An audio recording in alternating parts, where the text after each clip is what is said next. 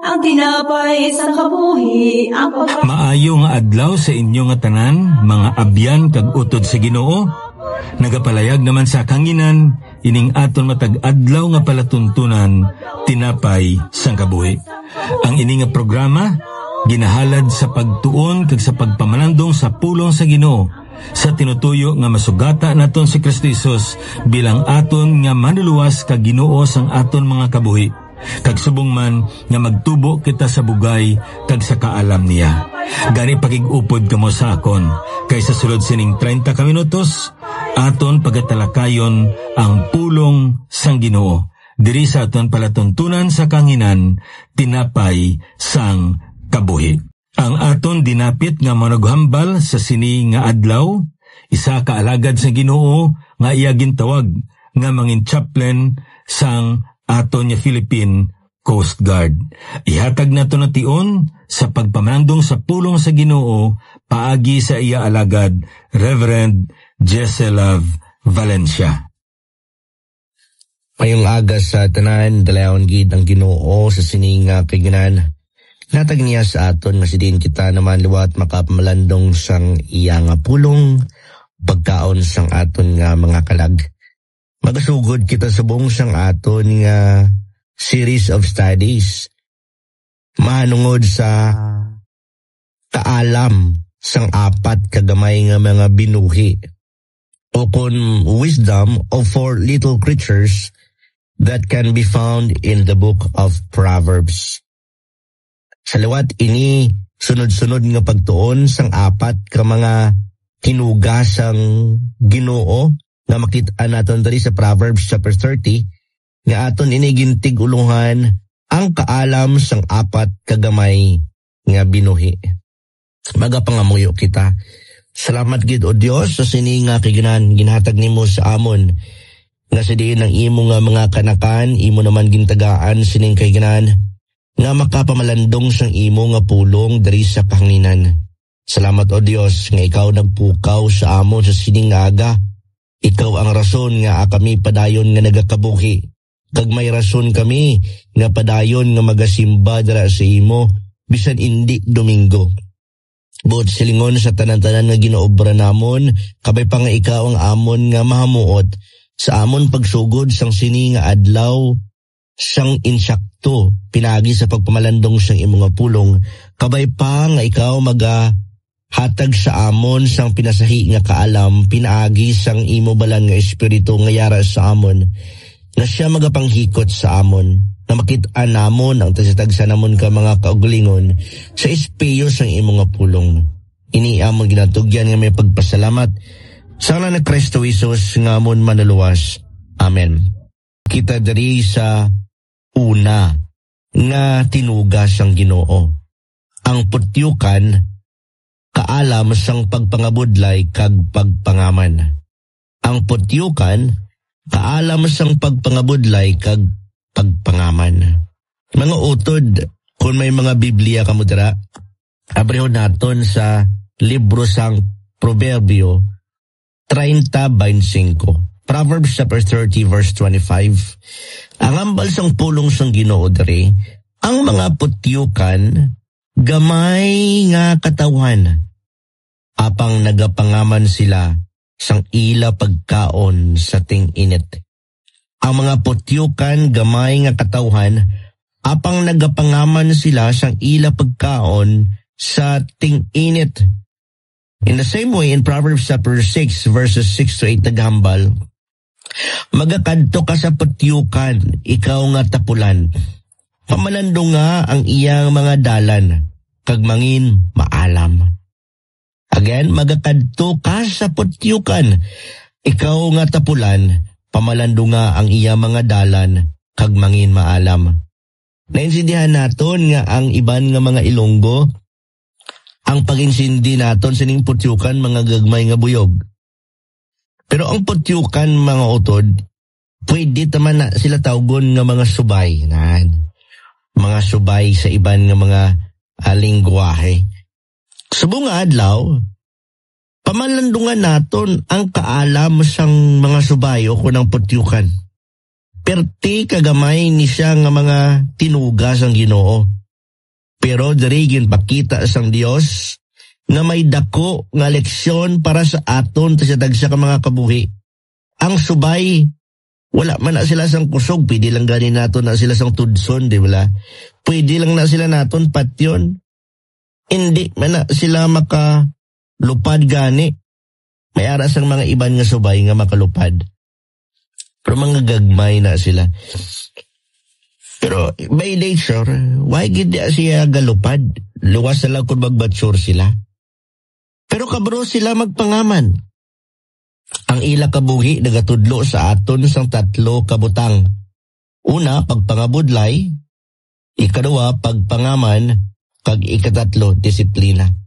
Kung aton pamaguton ng aton to sa tagsa ka mga kauglingon, ining 3 bala kabutang.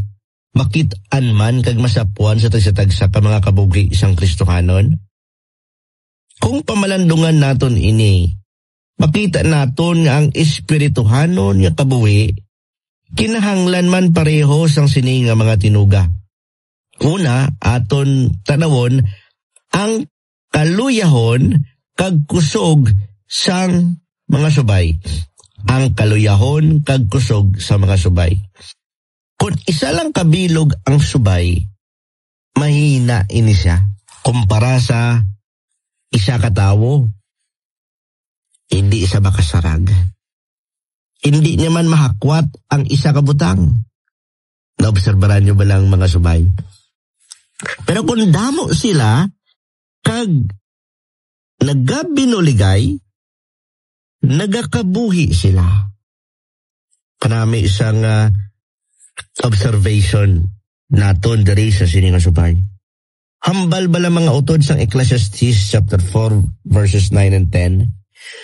Mas maayo ang duha sang isa kay may balos sila sa ila pagpagabudlay. Kanami isang isa ka picture bala sa isa ka mga mangunguma nga nagatipon sang pagkaon sa ting-ani para may ara sa ting-ulan. Kita man kinahanglan magpangaman espirituhanon. Paano kita mangaman mga utod? Kung aabi sa aton nga kabuhi bilang mga Kristohanon. Isa nagkakakibot kita sa mga kalalatan, nagkakakibot kita sa mga problema, nagkakakibot kita sa mga kabudlayan. Kasi diin sa nag-abot, ining kabudlayan sa aton na kabuhi, waay natakang iro, hindi natakabalo ko ng aton nga obrahon. Pero ginatudloan kita sa subay, samtang wala pa nag-aabot ang ina nga mga butang sa aton. Kung na-notice di mo mga utod, sang nag-abot ang problema sa imo panimalay, nag-abot ang problema sa imo nga trabaho, nag-abot ang problema sa imo kabuhi. Do perbi kita nagapagabuyo. Pero ginatudloan kita sang subay nga samtang wala pa na naglabot gali sa aton, obrahon ta na ang dapat naton obrahon bilang mga Kristohanon. Magpagabuyo kita samtang wala pa nagabot ang problema. Magpagabuyo kita samtang tawhay pa, kag okay pa ang aton yung pagpagabuhi. Dagop kita sa kay Kristo because God is not our last resort. He is our first resort. Samtang okay pa ang aton yung pagpangabuhi, pangamuyo. Hindi lang kita dapat magpangamuyo, magbasa man kita sang pulong sang Dios. Kung ikaw kag ako, matutom nga nagabukad sang pulong sang Dios, samtang wala pa ang problema, samtang wala pa ang kabudlayan, sa mga tinion nga kita ara sa kalalatan, bisan hindi naton dalang Biblia, kay ato nabasan sa mga nagliligad, ang pulong sang Ginoo maghatag sa aton sang pagpabakod. Ang pulong sang Ginoo maghatag sa aton sang kusog. Pero kung ginbuksan talang ang Biblia tungod kinahanglan naton sa encouragement, kay ara kita sa grabe nga pagpangabudlay, grabe nga kalalatan, grabe nga problema, di paano mo na ilocate ang kinahanglan nimo nga verse? Kaya in the first place, hindi ka gani familiar sa pulong sang Ginoo. Samtang okay pa ang tanan mga muyo kita, samtang okay pang tanan magabasa kita sa pulong sang Dios, kag magpakigbahin sa mga Kristohanon, samtang wala pa nagabot ang pagsulay.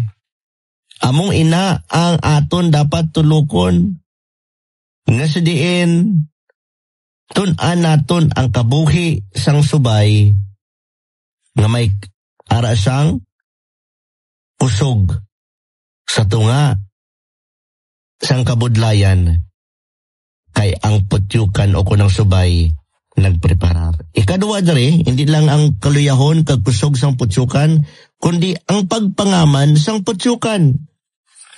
Nagtipon sila pagkaon sa ting-init. Kay kabalo ang mga subay nga mag-abot ang gutom. May ara man sang istorya sa Matthew chapter 25 verses 1 to 13 nga nagasiling ang mga pulo kabirhen, ang iban nakapreparar, ang iban wala. Babasa nimo sa sinang bersikulo nga ang tagaan sang pabor. Amo ang mga nakapreparar, kag ang wala man. Kanami bala sang isa ka estudyante nga nagaripaso adlaw-adlaw. Ikay kundi nagatiguha siya, kag nagapreparar siya para sa iyang bagalason sa adlaw, wala siya nagakraming sa ulihi. Testingan mo na nga ang deadline, buwas ka ba dyan nagbaka-baka? Tagaliog ba nag-ibo ka ugaligon? Di ba? Ay, kabudlay siya ya. Kita man dapat magtipon sang pulong sang Dios sa aton tagipusoon mga utod.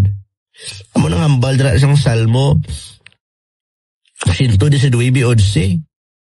Kay ang pagpangaman hindi lang para sa pagkaon kundi para sa kalag.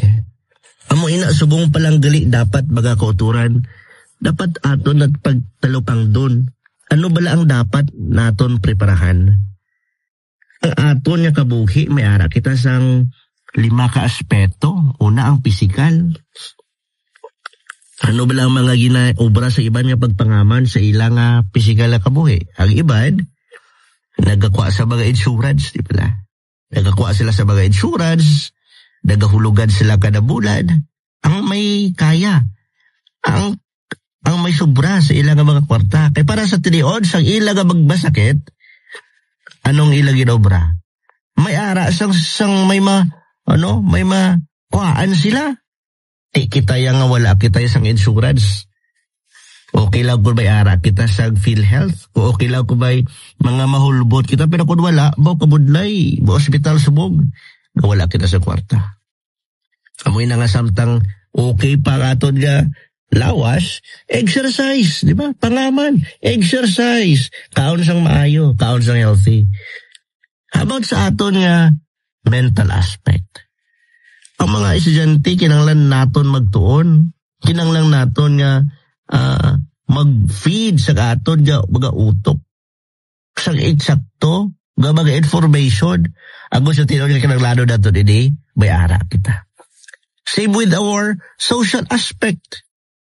Invest kita sa mga tao, invest kita sa aton nga mga abyan, invest kita sa mga katauhan. Kaysa tinion nga kita ga kinanglan sang bulig sa ibang nga tao, may araman sang mabulig sa aton. In our emotions, we should always invest in the life of other people. Ang pamangkot, ang imo bala kabuhi, nagahatag sang maayo nga tagipusoon, maayo nga pamatsyag, kunara ikaw o kun tungod sa imo galay ng buot sa iban. And the last aspect is our spiritual aspect, which is the most important.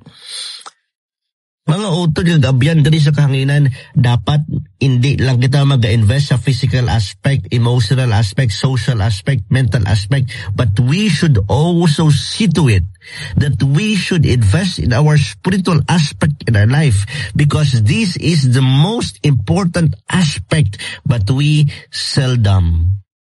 often neglect it. Invest kita siguro sa ating spiritual na kabuhi kada Domingo lang. Kung absent pa kita siguro sa pagpanimbahon. What I'm trying to say is this: every day, make it as an opportunity Grab the opportunity every day. 24 hours sa katong oras, ha? Huwag ka pangayo ang Ginoo nga bugos gid bilog nga ano. Mag-devotion kita sa iya. Tuod-tuod. Damo pa ta oras sa iba ng mga butang kaysa sa Ginoo. Pero dapat natutulog ang that we need to invest. We should be prepared. Kag kanami isang ginapakita sa aton nga pagpahangkat sang sini nga gamay nga creator. Ginalaw sang Ginoo nga masulat sa Biblia kay ang ila kabuhi exemplary. Ikatatlo, hindi lamang nakita naton ang kaluyahon kag kusog sang putyukan, ang pagpangaman sang putyukan, kag ikatatlo, ang disiplina sang putyukan. Ang disiplina sang putyukan. Grabe mga utod, wala sila hari. Pero nagatrabaho sila nga may kaayuhan. Ano ang pinakasikat nga kinaiya sa mga Pinoy? Ningas kugon. Ano yun na? Grabe kita magtrabaho, gapisik-pisik kita, gaaso-aso aton agi.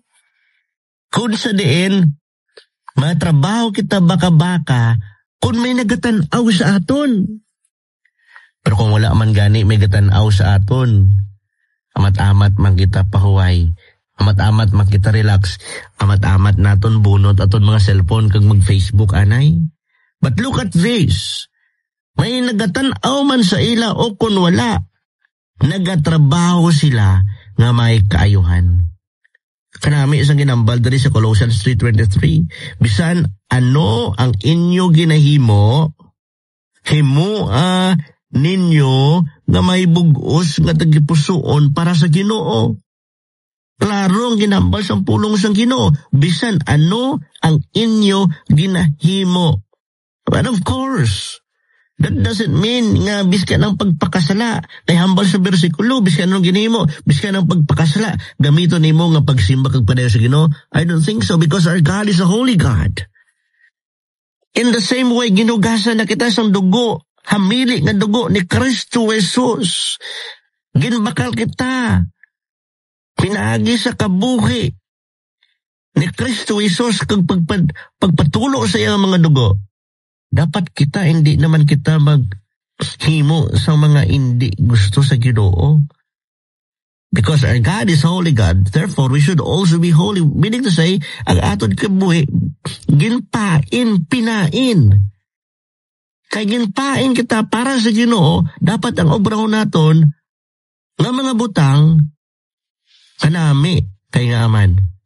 Kung aton talupang doon nga ginset apart kita sa Ginoo, ginbahin kita para sa Ginoo, ang tanan-tanan nga obrahon naton dapat ayon sa pagkabalaan sang Dios nga ginhatag sa aton. So therefore dapat ang obrahon naton may nagatanaw man o kun wala, magahatag sang himaya sa iya. Kanami isang mga kaupod namon sa Philippine Coast Guard. Kabalo kami kung paano magsunod sang order. Kabalo kami magsunod sang protocol.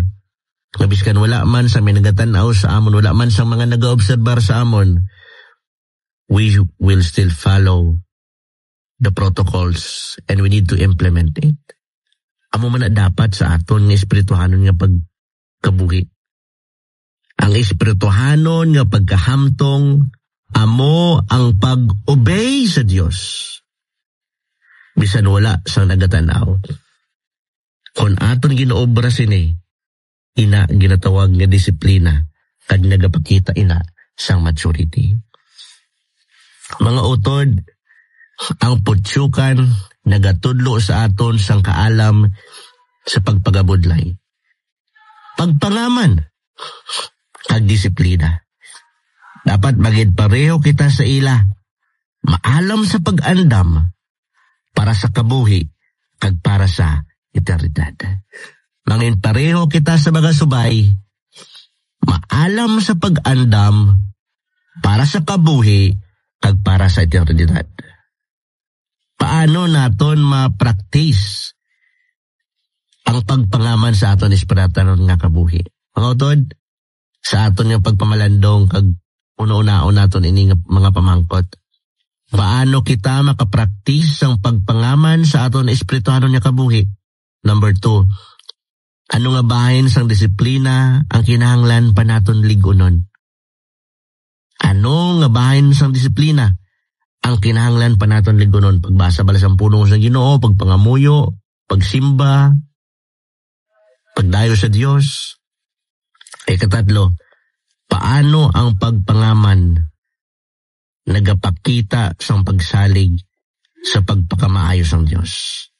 Paano ang pagpangaman nagapakita sa pagsalig sa pagpakamaayos ng Diyos?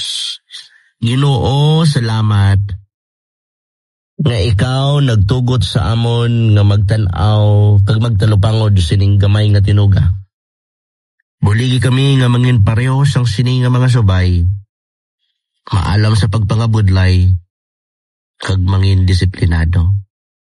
Magaandam sa tanan nga pagsulay, pinagi sa pagpreparar. O Diyos, patawara kami sang amon mga kapaslawan para sa imo. Many times, ang amon kabuhi, nagakabuhi sang kabuhi nga wala sang pagpangaman. We are in a vulnerable situation, kabay Paginoo, nga sa mga tinion that we will be caught unguarded. Ikaw, magapanguna sa amon, fighting for us, because you have promised that you will never leave us nor forsake us. Salamat o Diyos sa sining nga tinion, nga kami nakapamalandong sa imong nga pulong, iniamon ginatugyan nga may pagpasalamat, sa ngalan ni Kristo Jesus, nga amon manuluwas. Amen. Kag Amen.